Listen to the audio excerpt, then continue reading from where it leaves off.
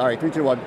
Welcome back to our continuing coverage from Radio Row at Super Bowl 60 with, you want to give some motivation to the Seahawks? Here's Bryan Walters, who's wearing a Super Bowl championship ring. There we go. From the Seahawks from what, 2014? 2013 season, 2014 Super Bowl. It always confuses me when I have to tell people. Yeah, very cool. Like, so as you're here and the Seahawks are in this, what are the feelings that kind of come up for you now? I'll tell you what, especially being here at Radio Row, I mean, I never experienced this as a player. You're focused. They take you away from all the action, and you're just getting ready for a normal practice week. So now on the other side of things, it's just crazy. The whole lead up to the Super Bowl. I'm glad I didn't really know this existed back then. It would have been a lot more distractions, but.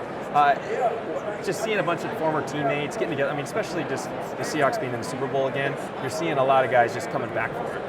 And so it's almost a little reunion, especially even around here. Run into guys, Luke Wilson, we had a little, Ricardo Lockett's been here. Just a lot of former teammates coming in. Steve Hauschka's around the corner, Sherm's been here.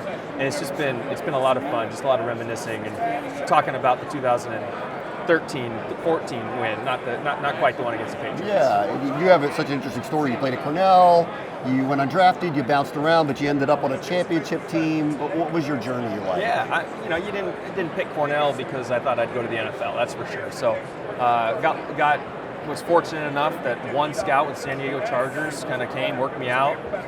And liked what I had, and I signed with the Chargers. So I played 2 seasons with San Diego Chargers, went 3 seasons with Seattle. Very good years to play for Seattle. Yeah, I still think we could have won some more if that other Super Bowl went a different direction. But just in 2012, the play call that no one speaks of. I know, we get into that. Right. But in 2012, we kind of knew we had a good team. We lost to the Falcons kind of last minute. Matt Ryan threw like 3 passes. They kicked the last second field goal in the playoffs. And you just, after that kind of lit a fire a little bit, and you knew this team was going to be special. Yeah. And then obviously win the Super Bowl the next year, go back to it the year after that. So it was quite the stretch, fun, and then finished my career in Jacksonville for a few years. And you're still close to it. You do the broadcasts in and around the pre and post game for the Seahawks. So when did you see it coming this year for this team?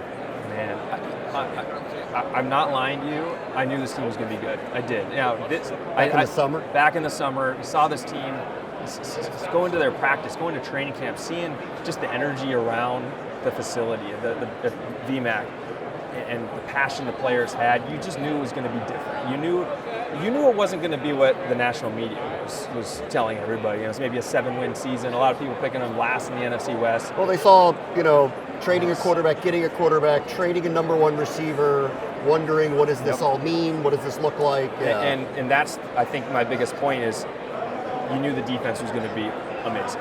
And, all this stuff happened on offense. The offense wasn't fantastic the year before. They had their issues. They were very one-dimensional, threw the ball. Okay, but the defense you saw toward the end of last season really catching steam, really gaining confidence in the McDonald scheme. And going into this year, you just knew that they would continue where they picked up. They added some big-time pieces to drafting Nicky Manwari, big pickup for him, and you just have stars all over that defense, and that's really carried them this season. And the offense has just been above and beyond. They've exceeded all expectations. Yeah, and so I called the Commanders games. We played Seattle earlier this year.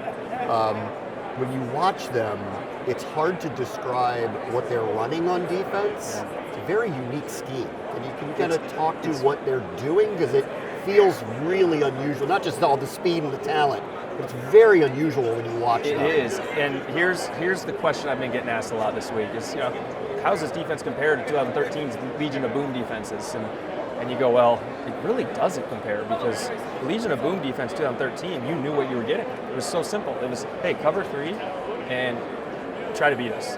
You're not going to be able to beat us. We're running cover 3 every single play. Our talent's too overwhelming. Talent is too overwhelming. But this defense, now the talent is there, but it's so schematical. I mean, you play a lot of nickel.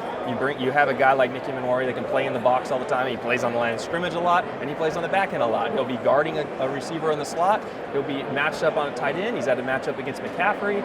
You have Devin Witherspoon who can kind of do the same thing, not necessarily on the line of scrimmage, but you just have a lot of versatile guys that Coach McDonald can do so much with, move them around, so you never are really getting that exact same look. And with that, you can sit in that too high shell. You can have your safeties kind of be in that too high, and the fact that this team is the best in the league at stopping the run while playing a too high scheme is pretty remarkable, and that just shows the guys you have up front. And the big key to that is Byron Murphy. he's been that big draft pick, and he's come in and made that sophomore jump look way too easy. I mean, he's just absolutely dominated up front, him and Big Cat Williams. Everybody's looking for pass rushers. They have too many of them. It's truly, it really is amazing, actually.